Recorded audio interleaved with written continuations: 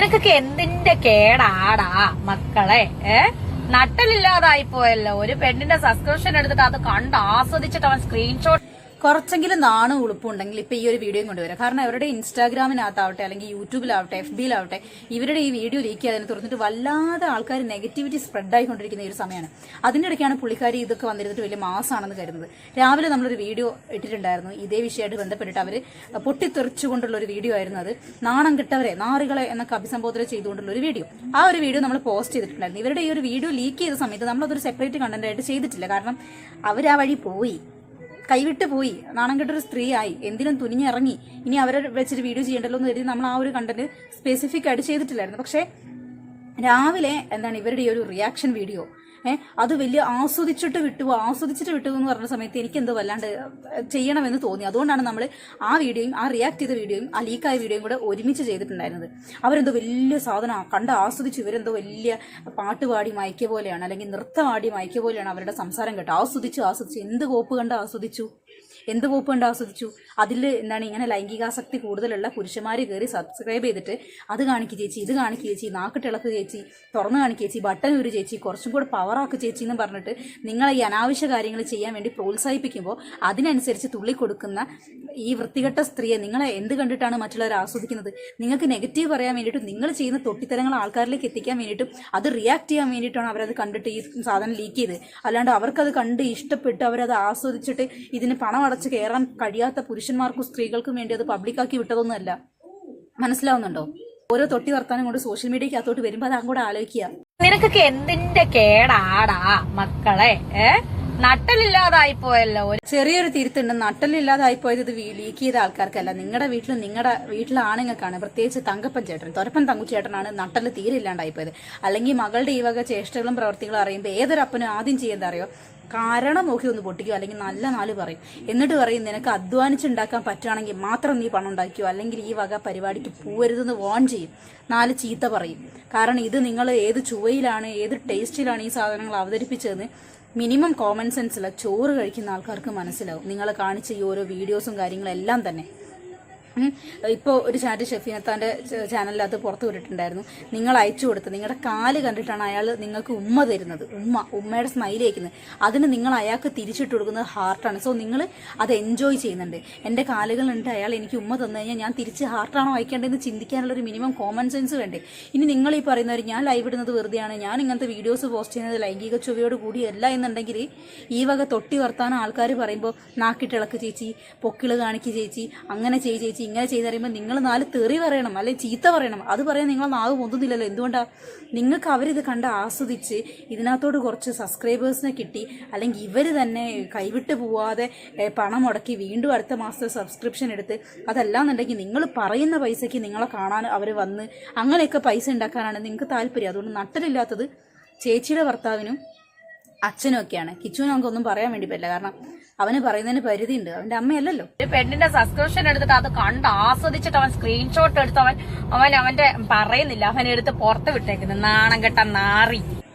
ഈ നാറി വിളി ഞാൻ അങ്ങോട്ട് വിളിക്കാൻ നിൽക്കുകയായിരുന്നു. നാണം കെട്ട നാറി.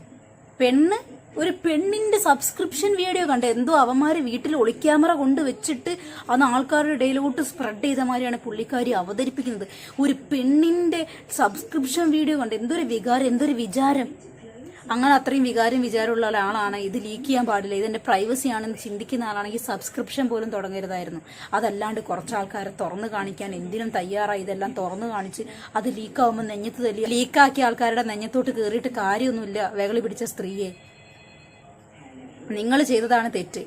പെണ്ണെന്ന് ദയവ് ഇത് പറയരുത്. നിങ്ങളെ കൂട്ടത്തിൽ നിങ്ങളെപ്പോലെ മാത്രമേ ഉള്ളൂ. മറ്റു സ്ത്രീകളെ നിങ്ങൾ ഇതിനകത്തോട്ട് വലിച്ചഴക്കരുത്. നിങ്ങളെപ്പോലെ വിധവകളായ സ്ത്രീകളെ പ്രത്യേകിച്ച്, മാന്യമായി കുടുംബം പോറ്റുന്ന സ്ത്രീകളെ പ്രത്യേകിച്ച്, വിധവകളായിട്ടും അധ്വാനിച്ച് ഭക്ഷണം കഴിക്കുന്ന സ്ത്രീകളെ പ്രത്യേകിച്ച് നിങ്ങൾ ആ സ്ത്രീകളുടെ കൂട്ടത്തിൽ പെടുത്തരുത്. ഇപ്പോൾ വിളിച്ച ഈ സ്ത്രീന്റെ കൂട്ടത്തിൽ ഒരു സ്ത്രീയും പെടുത്തരുത്. കാരണം സ്വന്തം ശരീരം പ്രദർശിപ്പിച്ച് പൈസ മേടിക്കുന്ന സ്ത്രീകൾക്ക് പറയുന്ന പേരുകൾ വേറെയാണ്. വളർന്നു വരുന്ന സ്വന്തം മകനെ കുറിച്ച് ഒരു നേരം ചിന്തിച്ചിട്ടുണ്ടെങ്കിൽ നിങ്ങൾ ഇപ്പോഴും വന്നിരുന്ന് ഈ ഞൊളിഞ്ഞു കുത്തൂല. നാണം കെട്ട നാറി. കടിച്ചോട്ടെ എന്ന് രേണുസുദ്ധിയോട് ചോദിച്ചപ്പോ എന്നെ കടിക്കാൻ പറയണോ? കടിച്ചോട്ടെ എന്ന് ചോദിച്ചാൽ കടിക്കല്ലേ എന്നല്ലേ പറയാൻ പറ്റത്തുള്ളൂ. കടിക്കാൻ പറയേണ്ട കാര്യമില്ലല്ലോ. എന്തിനാ ചോദ്യം അവിടെ ചോദിക്കണം? കടിച്ചോട്ടെ എന്ന് ചോദിക്കുമ്പോൾ നിങ്ങൾ കടിക്കല്ലേ എന്ന് പറഞ്ഞിട്ടുണ്ടെങ്കിൽ എന്തിനങ്ങനെ പറയണം? അതിന് തക്കതായ വേറെ മറുപടി നിങ്ങൾക്ക് പറയാമായിരുന്നല്ലോ നിങ്ങളുടെ ലൈവില്. അത് നിങ്ങൾക്ക് നിങ്ങളുടെ നാവ് പൊന്തിയില്ലല്ലോ. അവർ പറഞ്ഞപ്പോൾ ഈ ചുണ്ടിന് ചുറ്റും നാക്കിട്ട് തുഴയാനല്ലേ നിങ്ങളെ നാക്കിന് സാധിച്ചുള്ളൂ. അല്ലാണ്ട് ഇപ്പം ഈ അടിക്കുന്ന ഈ കൊണ പോലെ അവർക്ക് മറുപടി കൊടുക്കാൻ നിങ്ങൾക്ക് സാധിച്ചില്ലല്ലോ. സോ നിങ്ങളത് എൻജോയ് ചെയ്യുന്നുണ്ട്. ഇത് കാണുന്ന ആൾക്കാരെ നിങ്ങൾക്ക് എൻജോയ് ചെയ്യിക്കണം. അതാണ് നിങ്ങളുടെ ഇന്റൻഷൻ, നിങ്ങളുടെ ലക്ഷ്യം. അല്ലാണ്ട് അതിൻ്റെ അപ്പുറത്തേക്ക് വേറെ ഒന്നുമില്ല. കടിക്കില്ലെന്ന് പറഞ്ഞാൽ പിന്നെ കടിച്ചോ എന്ന് പറയണോ? അത് പറയേണ്ട കാര്യമില്ല. എന്തിനാ ചോദിക്കുന്നതെന്ന് ചോദിക്കണം. അല്ലെങ്കിൽ വേറെ വല്ലതും പറയണം. അല്ലെങ്കിൽ ലൈവിനകത്ത് ഓപ്പണായിട്ട് പറയണം, ഞാൻ ഇങ്ങനെ ചെയ്യുന്നത് കണ്ട് ആരും കരുതരുതേ, എൻ്റെ ചുണ്ട് ഫുള്ള് പൊട്ടിയിരിക്കുക, ഞാൻ നനച്ചതാണേ എന്ന് കാണുന്ന ആൾക്കാർക്ക് മനസ്സിലാവുന്ന പോലെ പറഞ്ഞു കൊടുക്കണം. ഉള്ള എല്ലാ വില്ലാങ്കുത്തും ഒപ്പിച്ചു വെച്ചിട്ട് ഇപ്പൊ ഞാൻ പുണ്യാളത്തെ ഒന്ന് സ്വയം വന്നിരുന്ന് പറയാൻ നാണമില്ലേ? പിന്നെ എന്റെ ചുണ്ട് വന്ന് കടിക്കാൻ ഞാൻ പറയണോ? വേറെ എന്തൊക്കെ കാണിക്കുന്നില്ല സബ്സ്ക്രിപ്ഷൻ? നീ വേറെ ആൾക്കാരൊക്കെ ഇതൊന്നും നീ എന്താടാ ഇടാത്ത, പുറത്ത് ലീക്ക് ഇടാത്ത? വേറെ ആൾക്കാരെ സബ്സ്ക്രിപ്ഷൻ, അതാണ് ഇവരുടെ പ്രശ്നം. വേറെ ആൾക്കാരെ സബ്സ്ക്രിപ്ഷൻ എന്താ ഇടാത്തെന്ന് ചോദിച്ചു കഴിഞ്ഞാൽ അവരാണ് ഞങ്ങൾ വിധവയാണേ, ഞാൻ വിധവകളെ റെപ്രസെന്റേറ്റ് ചെയ്യണേ, ഞാൻ ഡിവോഴ്സ് ചെയ്യണേ, ഞാൻ ഡിവോഴ്സ് ആയ പെണ്ണുങ്ങളെ റെപ്രസെന്റേറ്റ് ചെയ്യണേ, വിധവയായ ഒരു സ്ത്രീയുടെ നാട്ടിൽ ജീവിക്കാൻ സാധിക്കുന്നില്ല, എനിക്ക് വിധവയായ ഒരു സ്ത്രീയാണ്, ആരും തൊഴിൽ തരുന്നില്ല, എനിക്ക് പണിയില്ല പൈസയില്ല, എനിക്ക് വീട് വെച്ച് തരണം, എനിക്ക് പണിയില്ല പൈസയില്ല, എനിക്ക് കടം വീട്ടി തരണം എന്ന് പറഞ്ഞ് ആരും നാട് നിരങ്ങുന്നില്ല.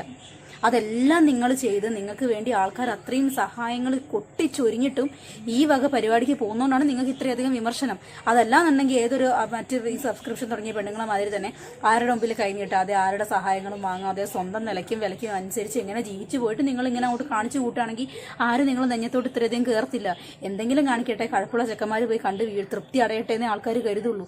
അതല്ലാണ്ട് നിങ്ങൾക്ക് വീട് തന്ന ബിഷപ്പ് മുതൽ വീട് വെച്ച് തന്ന ഫിറോസ്, ആ വീട്ടിലോട്ട് സാധനങ്ങൾ വാങ്ങി തന്ന ആൾ, നിങ്ങൾ ഒന്നാം മകനെന്ന് അവകാശപ്പെടുന്ന കിച്ചു, സുധിയുടെ വീട്ടുകാർ, ഇവർക്കെല്ലാം നാണക്കേടും മാനക്കേടും ഉണ്ടാക്കുന്ന സ്ത്രീ ആയതുകൊണ്ടാണ് നിങ്ങൾ എങ്ങനെ ആൾക്കാർ വിമർശിക്കുന്നത്. മിനിമം കോമൺ സെൻസ് ഉണ്ടെങ്കിൽ സ്വയം ചിന്തിച്ച് മനസ്സിലാക്കും. അതുപോലും ഇല്ല. ഞങ്ങളാരും അല്ല സുധിയുടെ സെന്റിമെന്റ്സും സുധിയുടെ പേരും പറഞ്ഞിട്ട് ഇത്രയും വരെ എത്തിയത്, നിങ്ങൾ തന്നെയാണ്. അപ്പോൾ ഓരോ വളർച്ചേന്റെ ഘട്ടത്തിൽ സുധിയുടെ പേര് ദുരുപയോഗം ചെയ്യുന്ന സമയത്ത് ആലോചിക്കണമായിരുന്നു, ഇതേമാതിരി എന്തെങ്കിലും വരുമ്പോൾ ഞാൻ ഏറ്റവും കൂടുതൽ കേൾക്കേണ്ടി വരുമെന്ന്. അപ്പം നിങ്ങൾ അനുഭവിച്ചോളൂ. അല്ലെങ്കിലേ തുടക്കം തൊട്ട് നമ്മൾ പറയുന്നതാണ് സോഷ്യൽ മീഡിയക്കകത്ത് വന്ന എല്ലാ കാര്യങ്ങളും ഛർദ്ദിച്ചിടല്ലേ, എല്ലാ കാര്യങ്ങളും കൊട്ടല്ലേ എന്നുള്ളത്. അതൊന്നും കേൾക്കാണ്ട് എല്ലാ കാര്യങ്ങളും വള്ളി ഉള്ളി വിടാൻ സോഷ്യൽ മീഡിയക്കകത്ത് കൊണ്ടുവന്ന് കൊട്ടിയതുകൊണ്ടാണ് ആൾക്കാർ ഈ പുറകുനിന്ന് മാറാത്തത്. അതല്ലാന്നുണ്ടെങ്കിൽ ഏതൊരു സെലിബ്രിറ്റീസ് അല്ലെങ്കിൽ ഏതൊരു ആക്ടേഴ്സ് അല്ലെങ്കിൽ ഏതൊരു ഷോർട്ട് ഫിലിമിൽ അഭിനയിക്കുന്ന വ്യക്തിയാണെങ്കിലും ചെറിയ ചെറിയ കലാകാരന്മാരെയും കലാകാരികളെയും പോലെ എല്ലാ സാധനവും സ്കിപ്പടിച്ച് പോയിരുന്നേ നിങ്ങൾക്ക് ഗതികേട് വരില്ല. കാണുന്ന എല്ലാ മൈക്കിന്റെ മുമ്പിലോട്ട് ചാടി വീണ് ഞാൻ സംസാരിക്കാം, എനിക്ക് സംസാരിക്കണം, അത് ചെയ്യണം, ഇത് ഇങ്ങനെ പറഞ്ഞുകൊണ്ടിരുന്ന ഇതൊക്കെ ഉണ്ടാവും. ലീക്ക് ചെയ്യാത്തത് നിനക്കൊക്കെ പേടി.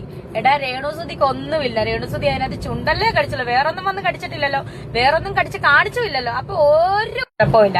നീയൊക്കെ ഇതിലപ്പുറം ചെയ്യുന്ന എനിക്കറിയാം. അതുകൊണ്ട് തന്നെ മാന്യമായിട്ട് തന്നെയാണ്, അതായത് നല്ല മര്യാദയ്ക്ക് തന്നെയാണ് ഞാൻ സബില് ചെയ്യുന്നത്.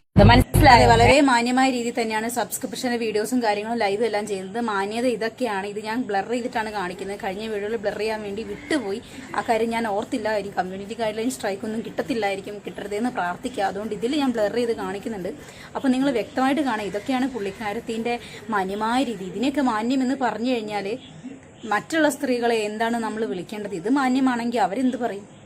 അതൊന്ന് ആലോചിച്ച് നോക്കട്ടോ നിങ്ങൾ. ഇത് മാന്യമാണ് അത്ര. ഇത് മാന്യമായ രീതിയിൽ ലൈവ് ഇട്ട് മാന്യമായ രീതിയിൽ സബ്സ്ക്രിപ്ഷൻ ആളുകൾക്ക് കാലിൽ ഇങ്ങനെ ഓയിൽ മസാജ് ചെയ്യുന്ന വീഡിയോസും കാര്യങ്ങളൊക്കെ ഇട്ട് അവന്മാർ പൊക്കളെന്ന് പറഞ്ഞിട്ട് ഉമ്മ തരുമ്പോഴും അതിന് തിരിച്ച് മറുപടി കൊടുക്കുക, അവരെ ത്രസിപ്പിക്കുക, സൂയിപ്പിക്കുക, ഇതൊക്കെ ചെയ്യുന്നത് മാന്യതയുടെ പീക്ക് ലെവലാണ്.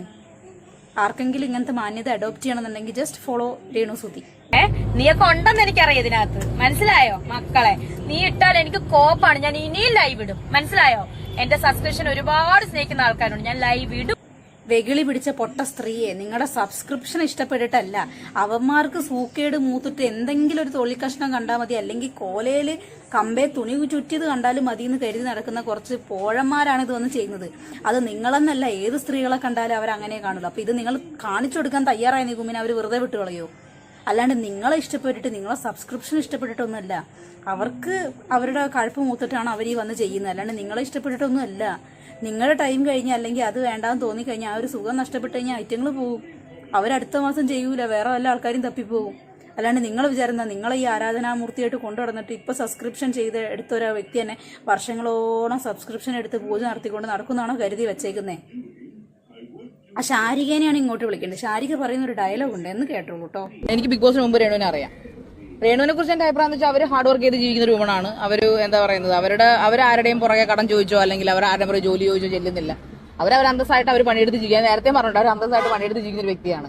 അവരെന്തിനാണ് പുറകെയാണെന്ന് ശല്യപ്പെടുന്നത്? നമുക്ക് എല്ലാവർക്കും ഞാനൊരു കണ്ടന്റ് ക്രിയേറ്റ് ചെയ്യണം. പക്ഷെ എന്ന് വെച്ചിട്ട് ഒരാളുടെ ജീവിതം ഇങ്ങനെ അവര് ജീവനോടെ ഇരിക്കുന്നില്ല ഇപ്പോഴും. എന്തൊക്കെയാണ് നിങ്ങൾ മാധ്യമപ്രവർത്തകർ എന്താണ് ഇതിനൊന്നും പ്രതികരിക്കാത്തത്? എന്തൊക്കെയാണ് അവരെ കുറിച്ച് പറയുന്നത്? അത് ഹോട്ട് സീറ്റ് എന്ന് പറഞ്ഞ പ്രോഗ്രാമാണ്, അല്ലാതെ ഞാൻ അവരെ വെച്ച് കണ്ടന്റ് ചെയ്യാറില്ല. ചൂടാവത്തില്ലേ? ഹോട്ട് സീറ്റിൽ എന്ന് പറഞ്ഞാൽ എന്താണ്? ചൂടാവേണ്ട ഒരു സീറ്റ് തന്നെയാണ് ഹോട്ട് സീറ്റ് എന്ന് പറയുന്നത്. അവരുടെ പെർമിഷനോടുകൂടെയാണ് നമ്മൾ അതിനകത്ത് ഇരുത്തുന്നത്, അല്ലാതെ അവരുടെ പെർമിഷൻ ഇല്ലാതെ ലൈവായിട്ട് ചെയ്യുന്നൊരു സാധനമല്ല. അപ്പൊ സ്വാഭാവികമായിട്ടും നമ്മൾ ഒരാളുടെ പ്രൈവറ്റ് കാര്യങ്ങൾ ഇടപെടുമ്പോൾ അവരുടെ പെർമിഷൻ എടുക്കണം. ഇപ്പൊ ഷഫീന എന്നൊക്കെ പറഞ്ഞു കഴിഞ്ഞാൽ അവരെന്താണെന്ന് എനിക്ക് മനസ്സിലാവുന്നില്ല. അവർക്കൊന്നും പറയാനില്ല. നീട്ടി തുപ്പണമെന്നുണ്ട്, പക്ഷെ എന്റെ ഫോണായിപ്പോയി, അല്ലെങ്കിൽ ഞാൻ ചെയ്തതിനെ. ഈ വക സ്ത്രീകൾക്കൊക്കെ അതേ അറിയിക്കുന്നുള്ളൂ. മാന്യമായ രീതിയിൽ ജീവിക്കുന്ന ഒരു വിധവ, എവള് മാന്യമായ രീതിയിൽ ജീവിക്കുന്ന വിധവ. അപ്പൊ മാന്യമായി ജീവിക്കുന്ന സ്ത്രീകളെ നിങ്ങൾ എന്ത് പറയും? അതാണ് എൻ്റെ ക്വസ്റ്റ്യൻ. എന്നാൽ പിന്നെ ശാരികയ്ക്ക് ഇത്തരത്തിലെ മാന്യതകൾ കാണിച്ചൂടെ? ശാരിക ഒരു സിംഗിളാണ്, അപ്പോൾ പിന്നെ കുട്ടികൾ കാര്യങ്ങളൊന്നും ഇപ്പം ഇല്ല, സെപ്പറേറ്റ് ആണെന്ന് തോന്നുന്നുണ്ട്. അങ്ങനെയാണെങ്കിൽ ശാരികയ്ക്ക് എന്തുകൊണ്ട് ഇത്തരം മാന്യതകൾ കാണിച്ചുകൂടാ? സോഷ്യൽ മീഡിയയ്ക്ക് അത് സബ്സ്ക്രിപ്ഷൻ തുടങ്ങുകയോ ഇൻസ്റ്റാഗ്രാമിനകത്തോ യൂട്യൂബിനകത്തോ അല്ലെങ്കിൽ വേറെ ഷോർട്ട് ഡ്രസ്സോ കാര്യങ്ങളോ ഒക്കെ ഇട്ടിട്ട് ഇതേമാതിരി വിധവകൾക്ക്, ഡിവോഴ്സിയായ സ്ത്രീകൾക്ക് മാതൃക നൽകിക്കൂടാ? എന്തിനും തുനിഞ്ഞിറങ്ങിയതാണ് ഈ രേണു എന്ന് പറയുന്ന സ്ത്രീ എന്ന് നിങ്ങൾക്കറിയാം. പക്ഷെ ഇതിനെ സപ്പോർട്ട് ചെയ്താലേ നിങ്ങൾക്ക് എന്തെങ്കിലും ഉപകാരമുള്ളൂ. അതുകൊണ്ടല്ലേ, വേറൊന്നുള്ളത് കൊണ്ടല്ലല്ലോ. ഇതൊക്കെ കുറേ മനസ്സിലാവുന്നുണ്ട്. നിങ്ങൾ അവരുടെ കൂടെ നിന്ന് സംസാരിക്കുമ്പോഴും നിൽക്കുമ്പോഴും. ആദ്യം ഹോട്ട് സീറ്റ് എന്ന് പറയുന്ന പരിപാടിക്കകത്ത് കൊണ്ടിരുത്തി വലിച്ചു കീറിയതാണ്. അതിന് നിങ്ങൾക്ക് ഒത്തിരി ഇത് കിട്ടിയിരുന്നു, പിന്നെ വിമർശനങ്ങളൊക്കെ കിട്ടിയായിരുന്നു. അത് കഴിഞ്ഞ ശേഷം പിന്നെ നിങ്ങൾക്ക് ഈച്ചി അടയും പോലെയായി. ഇപ്പം അവരെന്ത് തൊട്ടിത്തരം ചെയ്ത് കഴിഞ്ഞാലും അതിനെ സപ്പോർട്ട് ചെയ്യും. ഇങ്ങനെ എല്ലാ തൊട്ടിത്തരത്തിനും കൂട്ടു നിൽക്കുന്ന ആൾക്കാരെയാണോ സുഹൃത്തുക്കൾ എന്ന് വിളിക്കുന്നത്? എന്നാണെങ്കിൽ രേണു നിർത്തണ്ട, കണ്ടിന്യൂസ് ആയിട്ട് ഇനിയും സബ്സ്ക്രിപ്ഷനിൽ വീഡിയോസും കാര്യങ്ങളൊക്കെ ഇടാം. മാക്സിമം ലൈവിൽ തങ്കച്ചൻ ചേട്ടനും കൂടെ കൊണ്ടുവരാം, അതാകുമ്പോൾ ആള് കൂടും. പിന്നെ ചേച്ചി ഒഴിവാണെങ്കിൽ ചേച്ചിനെയും കൂടെ കൂട്ടിക്കുക, അതല്ല നല്ലത്. നിങ്ങൾ ചെയ്യുന്നത് ശരിയാണ്, അതിൽ ലൈംഗിക ചൊവ്വയൊന്നുമില്ല, അടിപൊളിയാണ് എന്നുണ്ടെങ്കിൽ എന്തുകൊണ്ട് ചേച്ചിക്ക് ജോയിൻ ചെയ്തുകൂടാ? മറ്റേ അഞ്ജിത നായരും ചേച്ചിയും അച്ഛനും കൂടെ ചെയ്യുന്നതൊക്കെ കണ്ടില്ലേ? നൈസായിരിക്കും.